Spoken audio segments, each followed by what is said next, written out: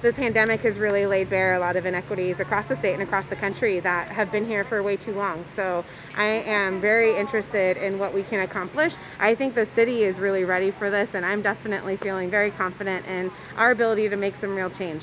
I've been writing bills and advocating for bills and making policy. I'm just not usually the person out front. I was usually that person behind the scenes, but I've been a part and lucky to be a part of some really transformational change at the city and the state level.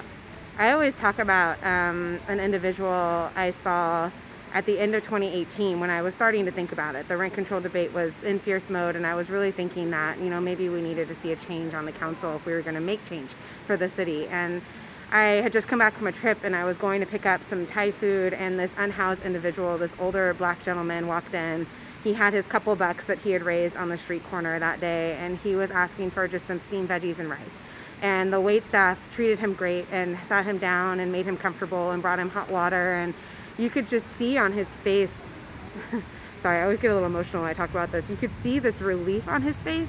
For this brief moment, he was just getting to have a nice meal and sit and just be comfortable and relax.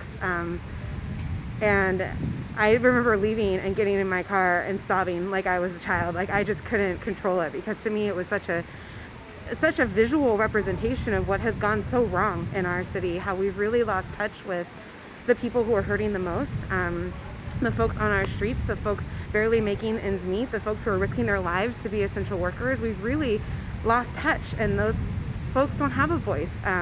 They don't feel like they have a voice. And so that moment for me was a crystallizing moment, and I definitely started talking with a lot more urgency about what it would take for me to run, because I couldn't stand by and do nothing. I was raised that if you see something wrong and you have the capacity to do something about it and you don't, that like you're no better, like you're part of the problem. And so I saw a problem very clearly that day that I'd lived with and seen every day in Midtown and downtown, and decided in that moment that it was time for me to do something about it. Institutional inertia is tough, and change is hard. And I know a lot of folks are listening to me and see me coming, and I've had folks tell me that stakeholders are scared to approach me, that there's business leaders who don't want to call me because they're not sure I'll be open to it. And that it's hard for me that folks aren't more open to ideas. I remember talking to this developer once, and he said, "Oh no, I don't know if I'll support you because I was told that you were like really awful." And I started talking to him about my vision and how I think it could work, and recognizing the institutional issues and what we needed to do around planning and permitting, and what we needed to do around affordability, because that had to come with requirements for them to build units. And he turned to me, and I swear to you, he said, "I don't understand why everyone's so scared of you. That actually makes a lot of sense."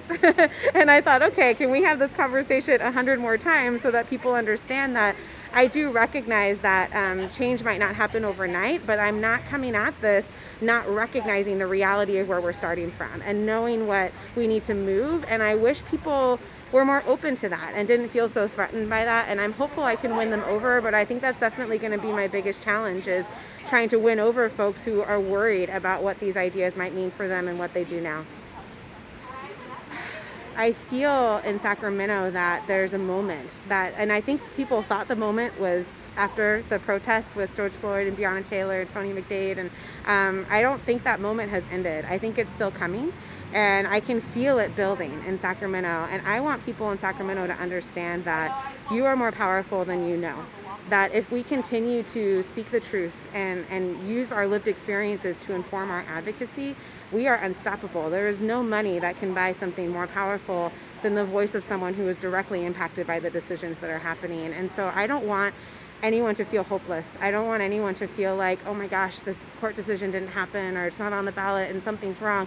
We are doing it right. We are on the path, and it's a long road to justice. But I thought a lot about John Lewis this week, as I know a lot of us did, and to think about someone who had the wherewithal to write words to us as he was dying is just a gift that I don't know if we were deserving of. But when he said how inspired he was for us and how he knew that truth would march on, and when President Obama in his eulogy talked about how it's every generation's job to pick up where the last generation left off and to move it further, that is where we are. We are at the picking up phase, and I'm excited about where we can go if we stay true to who we are and who we're trying to help.